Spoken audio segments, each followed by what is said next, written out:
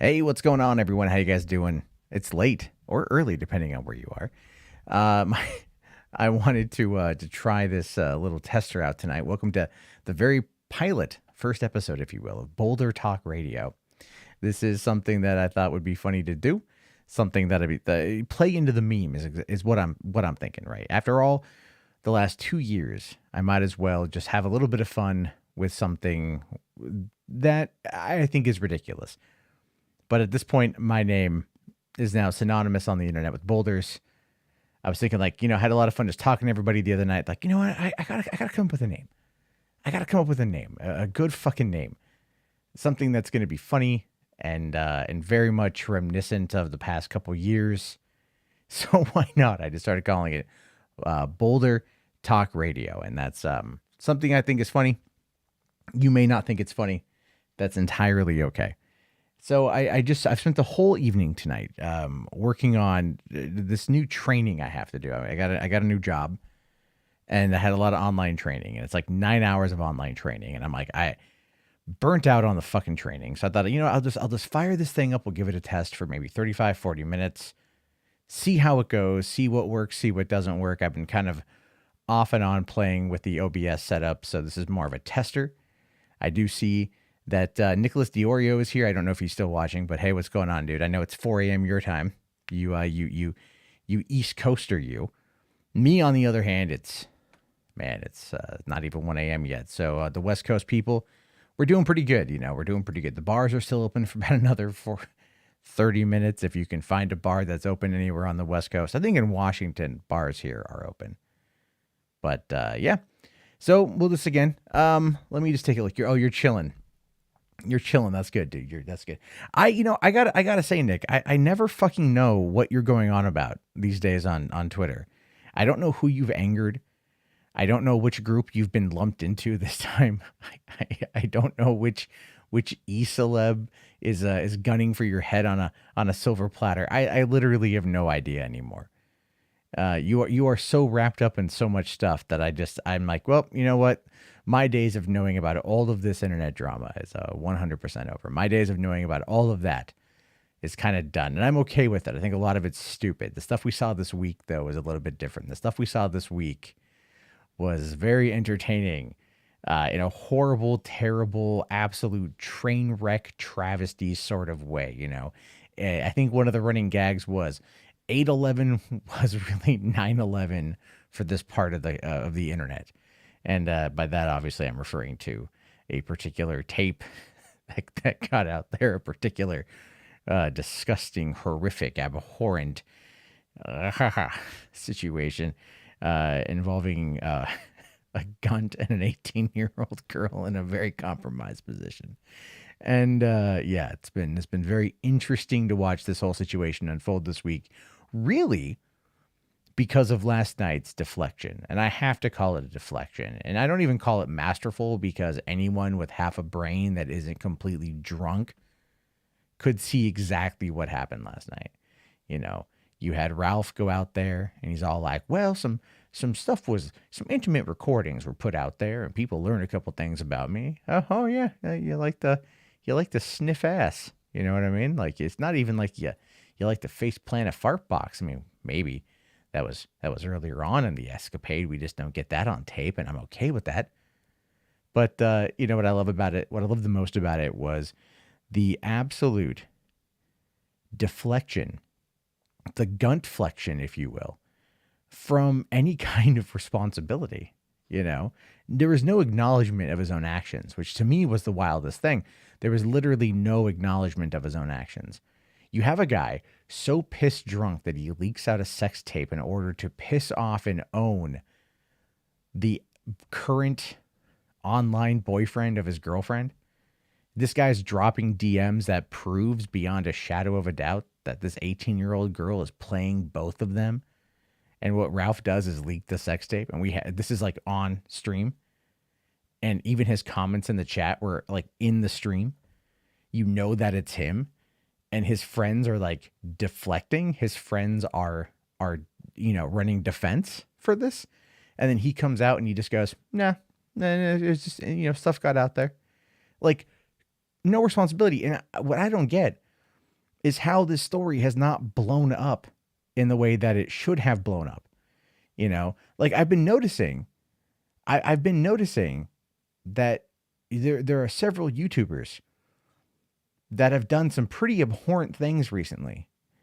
Things that should, like, for lack of a better term, cancel them. And it's not that Ralph is a YouTuber, he's been banned permanently, but just online personalities.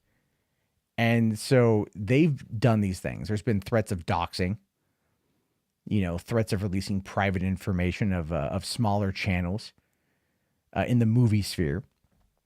And like that one was well known, well discussed, but I was really surprised that no one really ran with it. You figure like this is a big deal, and then you have this, and it's like, no, it's kind of crickets. Kind of crickets. Maybe it's the world we live in now, and maybe I'm a bit cynical, because what happened to me 2 years ago lived on for like 6 months, but here you've got literal revenge porn, threats of doxing, all this really terrible stuff, and like no one cares. Maybe that's just 2020 in a fucking nutshell. You know what I mean? Maybe that's just 2020 in a fucking nutshell. Yeah, Nick, you definitely have a very interesting time. Billy Bob asks, why did it take you this long to finally play this off? You know what, man? I don't know why. I really, honest to God, do not have an answer to that question. I think for me, a big part of it had a lot to do with just like, I embraced the meme, but like maybe didn't fully dive into it, Not to say that I would like go to a YouTuber meetup wearing like a Boulder costume or something along those lines, but this was always funny to me. And I think like I just had to kind of like get to a point where I was just like fucking done and like not care anymore. And that's basically where I'm at. So that's what I can see there. Alvy Green says, hey, what's up, man? How you doing? Thanks for coming in. Appreciate that. Let's see. Anthony Chobot. Am I excited for DC fandom? Yeah, man. Yeah, I'm excited for it. I think some of the programming is kind of lame. This is if those of you guys who don't know, like the few of you that are in here, DC Fandom is this event happening next weekend. AT&T, HBO, Warner Brothers, they're coming together to bringing out DC 24 hours of just nonstop DC content. And they've actually got a corporate sponsored panel about like diversity. And it's not that I'm against diversity. I have to make that abundantly clear. But when I see a corporate entity running that sort of thing, for me, part of my phone is going a little crazy. But when I see a corporate entity pushing that, I feel like it's that whole meme that comes off of, Pride Month, June, right? Like all these corporations, YouTube, Google, Twitter, Facebook, Kmart, McDonald's, everybody runs these pride flags, and then July 1st rolls around and then it's gone. It's like Christmas decorations being yeeted by the 26th of December. It feels so fake to me. It feels so like it just feels fake, and I can't get behind it at all. But I am excited for DC fandom. I want to see what the Zack Snyder Justice League is going to bring. I want to see what the Flash is going to be talking about, especially after that Ezra Miller situation where he choked a lady out in Iceland, I believe. Choked her out in Iceland, and there was like nothing that came from that. And that's wild, man. It's wild to me that you've got a guy like Ezra Miller who gets drunk and he chokes out a lady, and it's on film, and it goes out there and like nothing happens. It's like the media doesn't report on it. Johnny Depp and Amber Heard, they reported on Amber Heard's accusations against Johnny Depp, but Johnny Depp has been fighting back in the legal system, and there's been a couple things, but it quickly died. Ray Park posts porn of his wife polishing his lightsaber, and not one mainstream outlet picks it up. Not one. Not in the age of Me Too, right? And then they gave themselves plausible deniability by saying that it was accidental. Come on.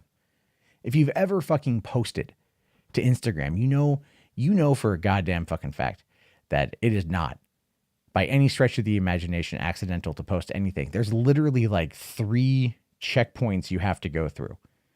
There's the initial click the button to want to post something. Then it's you got to click the button in order to select the media you want to upload. Then you go right over to the what is it? The filter, right? You go to the filter phase. And then you go to the final page, which is the hey, what's your text? What's your hashtags?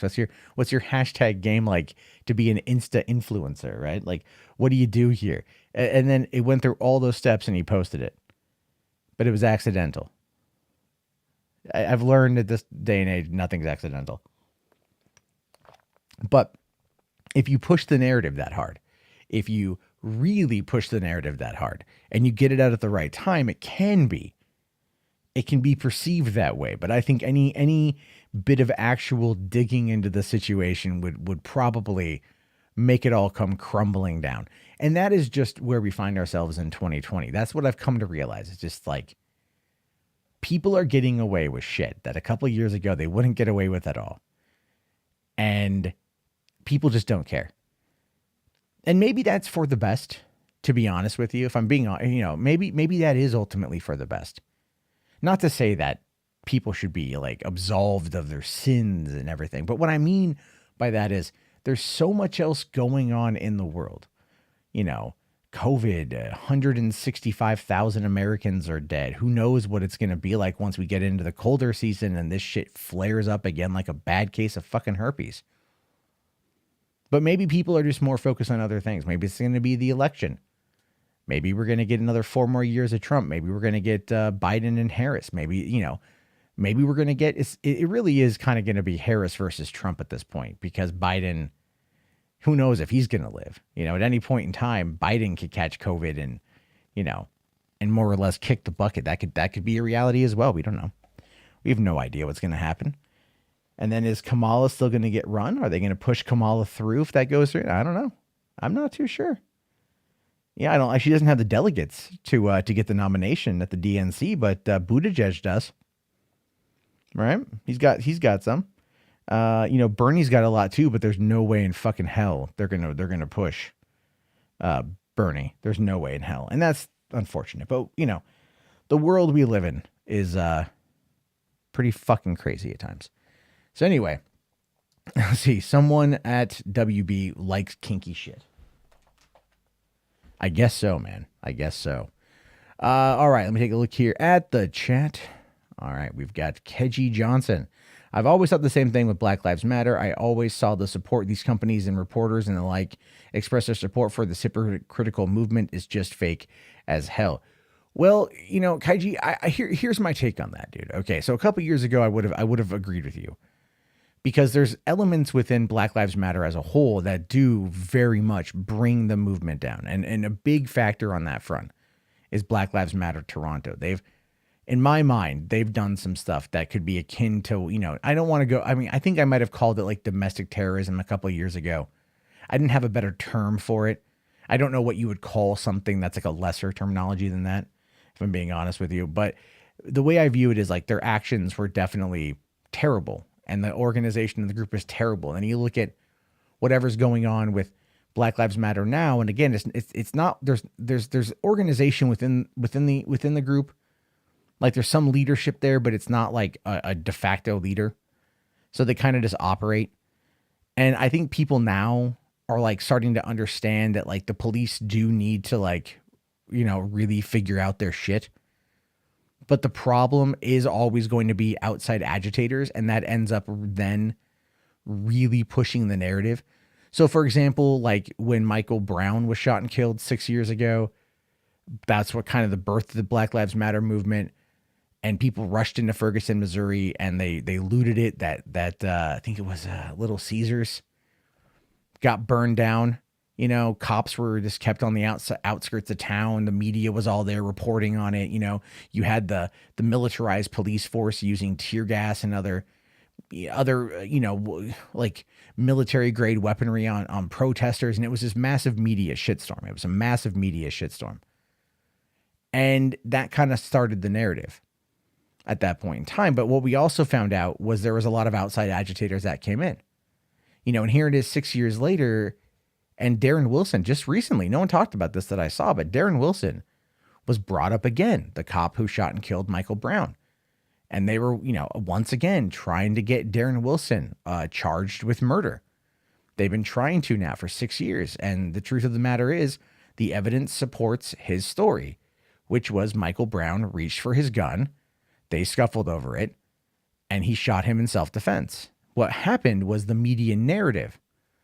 The media narrative with the hands up, don't shoot, when you had his friend who was saying that on CNN, and then CNN, mimicking that narrative time and time and time and time again during August of 2014. There's a lot going on back then. And that was something that really kind of spurred this. And George Floyd's situation, we saw that on tape. And I know there's been a lot of right wingers that are trying to argue that the dude was a bad guy and somehow deserved to die. I don't believe that. But I think we saw a person die on camera. I think we saw a person that didn't need to be treated that way. And that kind of confronts the realism of the situation with us. And that's why it's been as blown up as it has, I think. And I'm from Portland, and I don't like seeing my city, getting smeared across the media constantly as being this haven for Antifa, or this white supremacist utopia, as it's called. Both sides play this really dumb fucking game with Portland. Like, both sides play this really dumb fucking game. And it's frustrating to see, to be honest with you.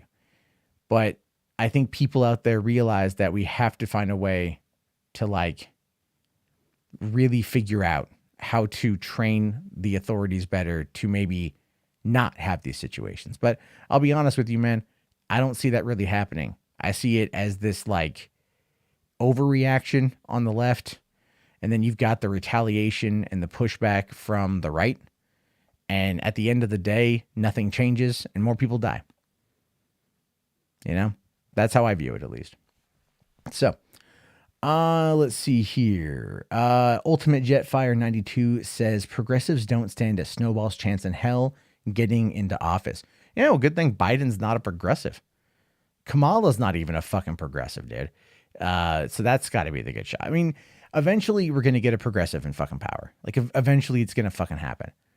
It wasn't going to be 2016. It sure as fuck wasn't going to be 2020 under the current Democratic leadership. But we are seeing a lot of progressives getting nominated to Congress, and we are seeing a lot more like that. And as that continues to happen, then we're going to see the change. However, here's the kicker.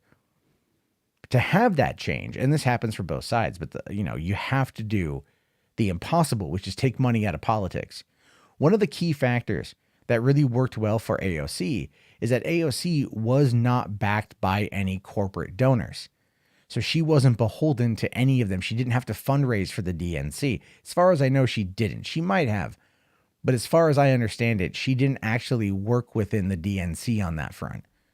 And that's the thing, is a lot of times these politicians get pulled away from work, from their actual elected fucking position, to go out there and crowdfund, basically, like the campaign.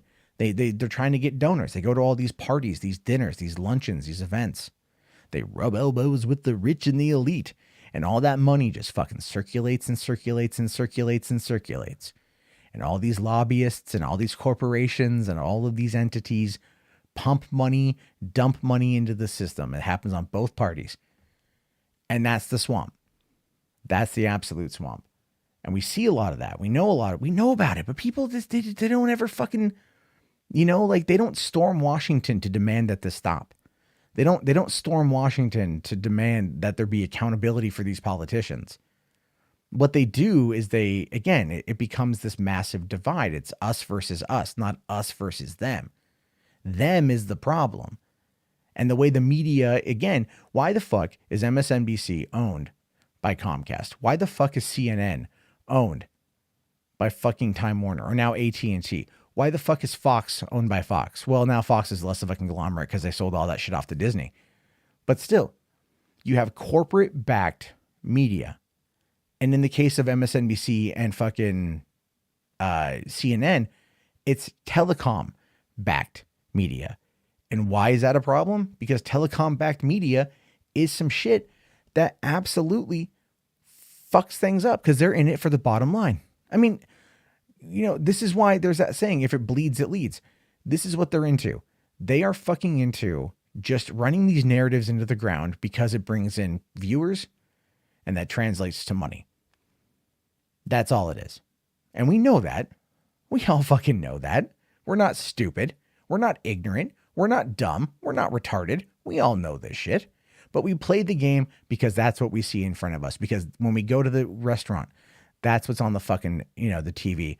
When we go to the bar, that's what's on the TV. Because we ain't got no sports right now. Nothing worth watching, at least. Do you want to watch a fucking baseball game with no one in the audience? No, I don't. I mean, hell, the MLB's numbers are worse than the NBA right now.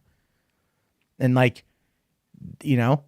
that's a big fucking deal. These sports are losing so much goddamn money. Football is going to be the big kicker. I'm telling you, man, just fucking bring back gladiators and shit. Just go to prisons and be like, hey, you guys are on death row. You guys want to fight for a chance at life in prison? We're not going to let you out, but we'll let you get some rage out. Look, I'm kidding, but really, I've mentioned this before. Go back and look at the fucking Romans, man, when they had the gladiators and shit, man. That kept fucking people in line, kept them entertained. That's the key. You want to keep society in check. You have to keep them distracted, keep them entertained. Right now, we've got no outside entertainment. We got fucking Disney and Netflix and Hulu and Amazon and all these things. But eventually, people want that social interaction because we're social creatures. So not being able to go to sports games or get together to watch this shit, that's starting to really fucking drag on people.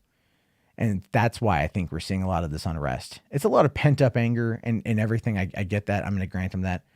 But in this particular situation, what we're looking at, what we are fundamentally, the core of everything is people are not being able to go out and express themselves and live through vicariously through other things.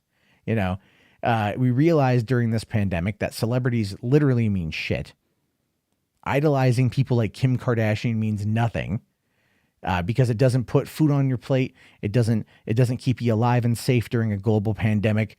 And it means fuck all. They don't mean shit.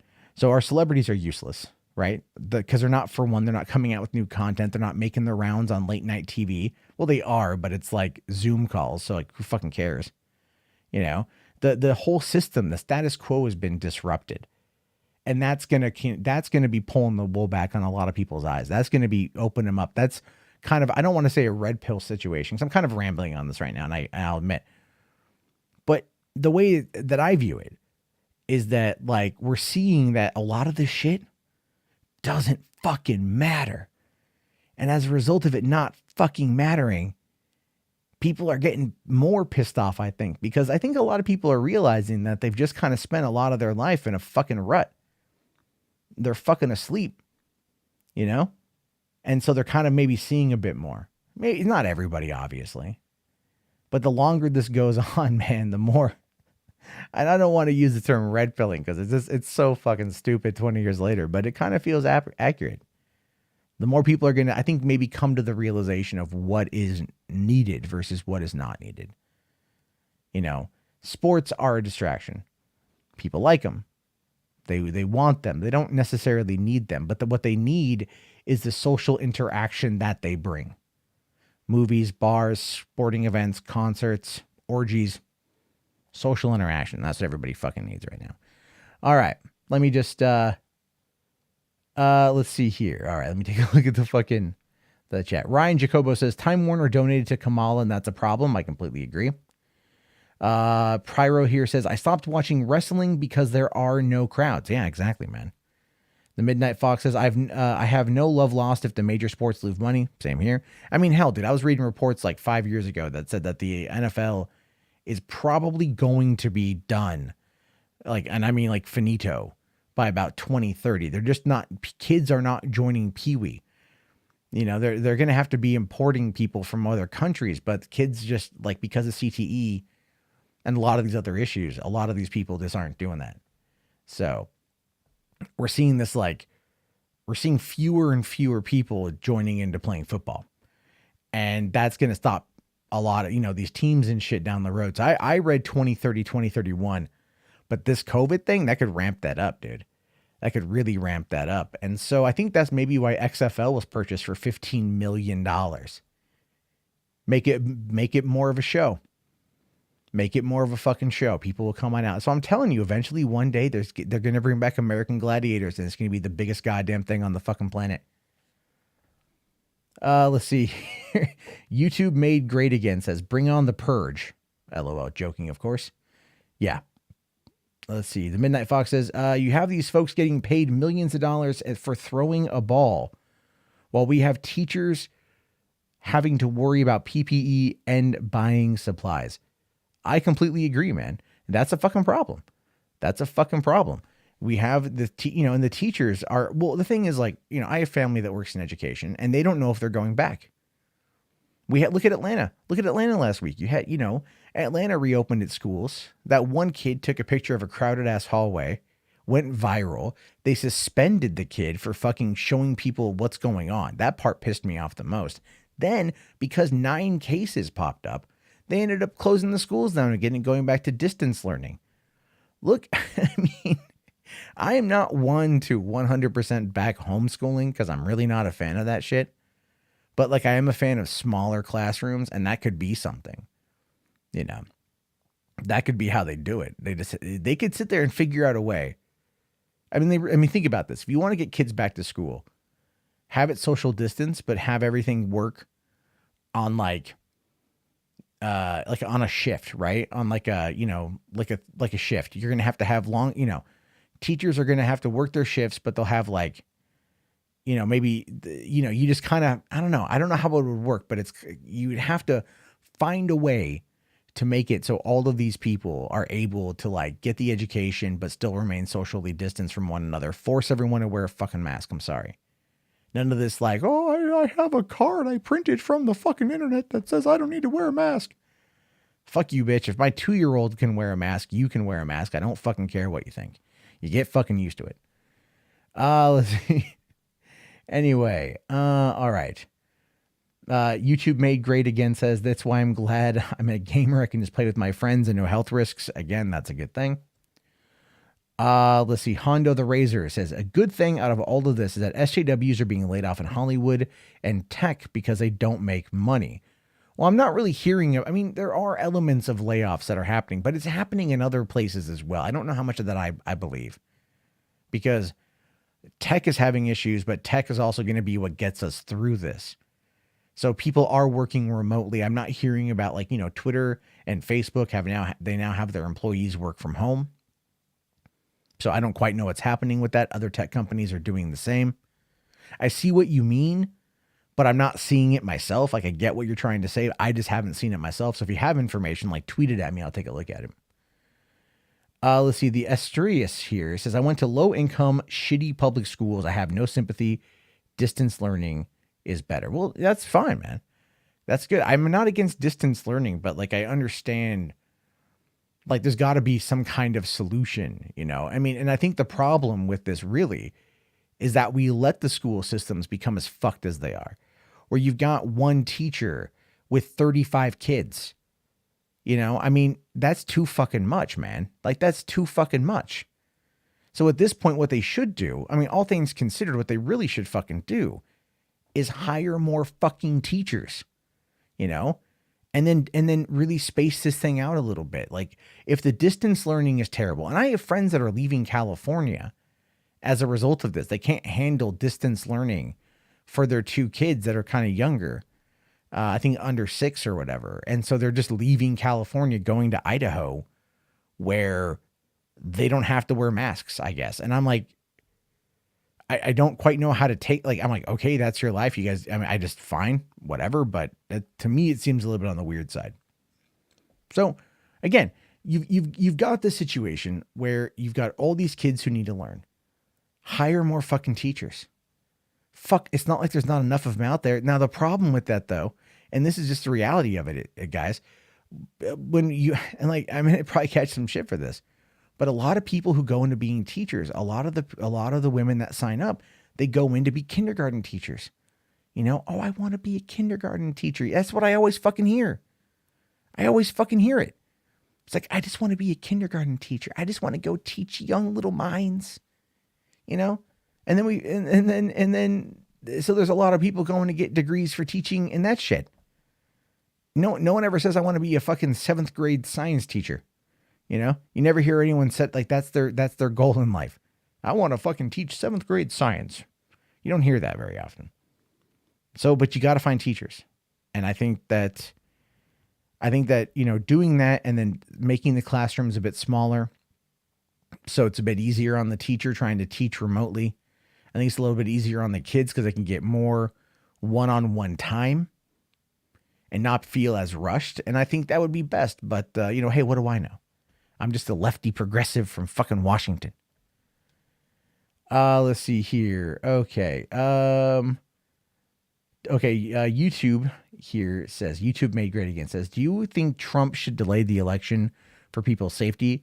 Because I got to be honest, I don't trust mail-in voting. Dude, there's nothing wrong with mail-in voting. There's nothing wrong with absentee voting. It's a fucking myth. It's an absolute fucking myth. They are already removing mailboxes in Portland and Eugene. They're already removing sorting stations from postal offices that would help with handling vote by mail. Do you want people to, like, what would you do? He can't constitutionally hold off an election. If we can't push back the fucking census right now, because that's something that, again, is in our Constitution, he's not going to be able to delay the fucking election. It's a ploy. It's a tactic. So he demonizes mail-in voting, demonizes all that shit. And he does it because he knows of how much of an abject failure he's been in this situation. And his recent interviews with Chris Wallace and Axios have absolutely fucking proved it. When you back Trump into a corner, he just starts saying things, hoping to get out of whatever situation he finds himself in. And people like are now more holding his feet to the fire. And like he can't get away from it. You know? Like I saw someone online say, and I'm not a religious person, but I saw someone online say that, you know, like I think God brought COVID to, like, you know, or no, was it? They said God anointed Trump. Trump is king. Trump is brought here by the Lord to save us, to save our society, to save our country, to save our economy. Trump is picked by God to be that savior. Now, I'm not a religious person, and I did also hear this earlier today. I thought this was kind of funny. The person responded back by saying, well, my God believes that they brought coronavirus here in order to show how inept Trump is. You know, it's a bit of a pushback state. It's an asshole thing to say, but it makes some sense, right? You challenge religious logic with religious logic, I guess. But think about it. Like, Trump has handled this thing poorly. And now, instead of trying to, like, really work and save Americans, he's more concerned about mail-in voting. Because he knows that he's fucked up so badly in this case. And there's nothing anyone could say at this point to change my mind on that one. You know, like, there's nothing anyone could say. I mean, our Senate is so inept that they pushed off, they left the session. They're on vacation until September. They couldn't come up with another agreement on a fucking stimulus package, right? People are still hurting. Businesses are opening and then having to shut down again because people aren't wearing a fucking mask and they're not taking this shit seriously as more and more people die every single day. You know, we're seeing spikes again. You know, I mean, like, our whole government is inept. And that's really what this has proven in my mind, is how ridiculously stupid the whole system is. And I'm not an anarchist by any means. I'm not an anarchist at all. I believe in the rule of law. I believe in government. But even I'm like, just fucking raise it to the ground. You know what I mean? Just fucking burn it all to the goddamn ground. And then just, you know what? Maybe something good will come out of it. Maybe if we burn it down, we'll fertilize the soil and something magnificent will grow. And maybe we'll all be better off. But in the meantime, it boils back down to what I said before. Get fucking money out of politics. That's what you have to do. And that would solve a lot of these fucking problems. Okay. Let's see here. Vote by mail because votes can be misplaced. Votes have been misplaced. We know that. So he can actually use the right. He can really do if he tries to fucking push back. If he tries to push back the election, dude, it's fucking. I will take to the fucking streets. I will take to the streets. I'll be like, fuck it. I'll grab my Ninja Turtle mask and my pair of gloves and my what is I have hand sanitizer that smells like white lightning and moonshine. I'll head out there with fucking signs. You fucking kidding me? That's bullshit, dude. All right. Let's see here. At least Trump knows what country he's in. I don't understand that one. Okay, let's see. Honestly, if Trump gets reelected for another 4 years, I would have a fun time seeing the chaotic reactions that came from his inauguration. It was like watching this country burn and he loved it. Well, yeah, there'd be a lot of that too. And if he loses, there's going to be a lot of it on the other side. So either way, if you're into chaos and people overreacting on the internet, which to be fair is something that we all do quite often, myself included. I'm not going to lie on that one, but we all do that quite often.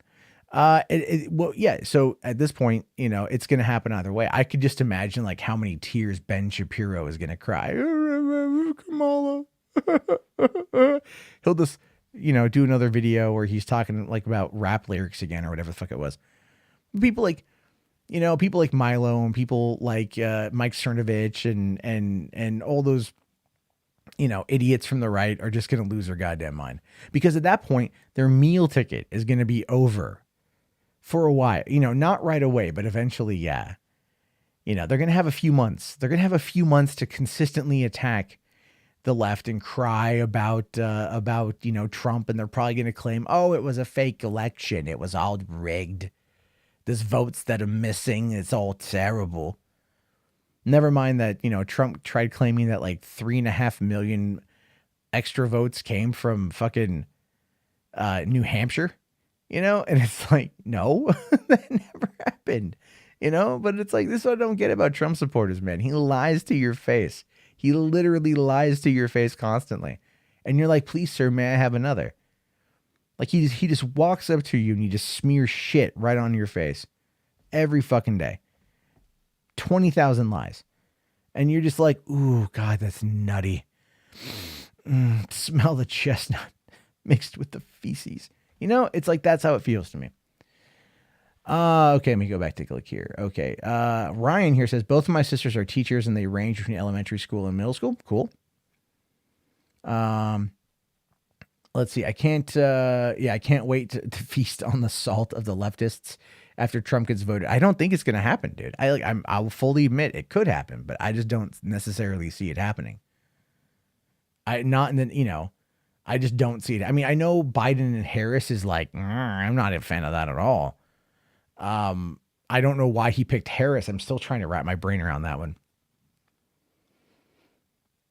But think about where we are, where we are, what's happening, all that shit. I think people are like waking up, dude. Fucking the Lincoln Project. Those guys are kicking some serious ass right now. They're dropping some hardcore stuff, man. And the Midas Touch was trending tonight. With By Hannity, and they put out a pretty good scathing video. I mean, it was a kind of a, the gimmick had been done before. Sean Hannity's, in reality, in his words, discussing Biden, but they just kind of put it against, Trump.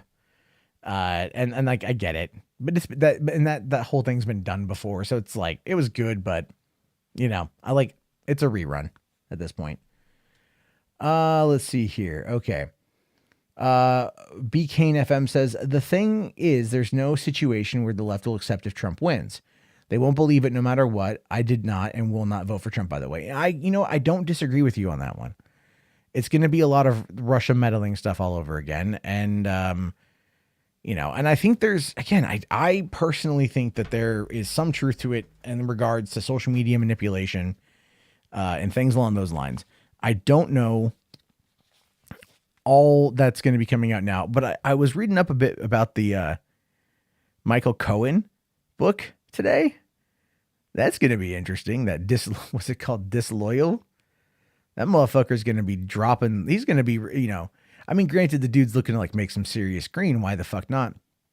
He'll make a lot of fucking money when that book drops and everything else. But like this dude's going to be revealing where, you know, the bodies are buried. And there's already talk about golden showers. Not the P tape from Moscow, but the but apparently like with like hookers or strippers in Las Vegas. Here's the thing with that though, man. The P tape to me is funny as fuck. Cause I want it to exist only because I want to laugh at it. But Trump is a pretty big germaphobe. So I just don't see it happening. Sorry, I didn't mean to yawn. I'm going to probably wrap it up in about 5-10 minutes because I got to get up early and go to the car dealership to get my car worked on. But I don't, I want to see it like just to laugh at it, but I don't know if he would actually do it. I mean, it's possible that if he loses and he loses relevance with Putin would further destroy him by leaking the tape, So if it does exist, one day we'll see it. One day it will come out. But I don't know. I'm not holding my breath. It's been a long time.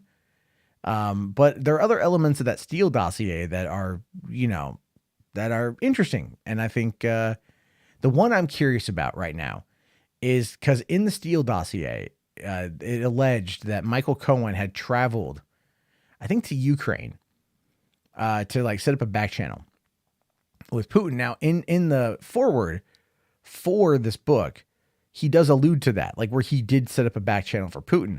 And it was reported back in 2017 that Michael Cohen, because his passport didn't because he said like, oh, my passport. There's that whole thing where, he showed a picture of his passport and then but it was shut, which is kind of funny. He didn't prove anything. But there was a report that said that he flew to Germany and then he took a bus over to Ukraine, which didn't require passports to be stamped. You know what I mean? So so he kind of got in a certain way. And I'm curious to know if that's real or not. Like, I think the Cohen book is going to be more fascinating than the Mary Trump book. Mary Trump got lucky because everyone's, sick from COVID and stuck at home. And everyone played this whole thing up. But Michael Cohen, he's coming out and he's just like, I know where the bodies are. I know where the bodies are. I'm going to show this motherfucker. I know where the body, cash raining down and shit. Because, there's no honor amongst thieves, really. So I'll have to wait and see what happens. But it should be pretty interesting. So Pyro here says that Biden didn't pick Kamala. She was chosen for him. I think so. I think it was a Democratic establishment 100%. Kind of like Sarah Palin with John McCain. But I think they also chose Kamala because Kamala going after what's his name? Going after Pence in, in the VP debate's going to be interesting because Pence has got the personality of a jar of mayonnaise. And Kamala's just going to fucking wipe the floor with him. And that's going to be a show of force. That's going to be a show of power. That's going to be what people are interested in. All Biden has to do with Trump, and he did this with both Sarah Palin and Paul Ryan in 2008, 2012, is all he has to do is laugh at him. That's it. That's all he's got to do. Hillary fucked up because Hillary didn't take him seriously. That was her thing. She underestimated Trump. She thought she had it in the bag. Everyone told her she had it in the bag. All the polls said she had it in the bag. All that shit. She fucked it up. She dropped the ball. But Biden has got something on Trump that Hillary doesn't. And that, in my mind, has everything to do with Biden straight up, just being able to look him right in the eye and laugh. Hillary took that shit too seriously. She thought he was a clown, and he is a clown. But she thought that he was just someone doing it to raise his profile and didn't actually think he had a shot at winning. That's where she fucked up. She wasn't relatable. And it's not to say that Biden is the most relatable dude on the planet, but he's way more personable than fucking Hillary. Biden's out there riding bikes with his aviators on and shit, flashing those pearly whites, driving a Stingray around. You know what I mean? That's more relatable than grab him by the pussy. So that's how I view that shit. We'll have to wait and see what happens. But I think all Biden has to do is just laugh at Trump, and like Trump will crumble, man. Because Trump is like, he had Hillary because he knew Hillary hated him, and he could use that against her. He could use it against her. He could just, he cut her off, and she was being proper about it. I don't get that vibe out of Biden. He'll just laugh at him. And that's going to show like that's going to do more to damage Trump's ego than like anything else and shit. Hillary like didn't fight back at all in any kind of conceivable way that would like show people that Trump was the fool that he is. She went out there and she tried, she was like, I'm Hillary, pantsuit Hillary shit. Fucking all Biden needs is just a good smile and his aviators, and like Trump will crumble. Especially now with the mental deterioration that we've seen. There's no doubt in my mind that there's mental deterioration from him, and it's going to be bad. Biden has something Hillary doesn't, a cock. Well, no, it's not that. Hillary's got bigger balls than I think Biden does, to be honest with you. Probably, I would argue she's probably got a bigger dick too. Hillary is fucking tough as nails, but that was the problem with Hillary, is her team underestimated the opponent. Her team underestimated him, and her team and the country ultimately lost. And that is the reality of it. And then Hillary, she's a sore ass loser. She is a sore fucking loser. Like popping up, attacking Bernie, attacking Tulsi, writing that shitty What Happened book. She went as far as to like go to some kind of art installation in like Paris and like read excerpts from her. Was it like reading Donald Trump's tweets about her or something? It was something stupid. Hillary isn't relatable. And Tim Kaine was just, what is this guy? Like you're like, oh, it's Clinton Kaine. Who the fuck is Tim Kaine? No one gives a fuck about Tim Kaine. We don't need another fucking Paul Ryan. We don't need another fucking Dan Quayle. Like even who was the VP under fucking Bush? Cheney. I mean, Cheney was an evil son of a bitch, but like, he at least had some swagger. He shot that guy in the face, and that dude apologized and shit. So we know that these guys can you need someone with a bit of panache. Doesn't matter if they're diabolical or not. You need it. Tim Kaine was like the kind of guy who has like, flavorless oatmeal, and that's what he calls them. Breakfast. Anyway.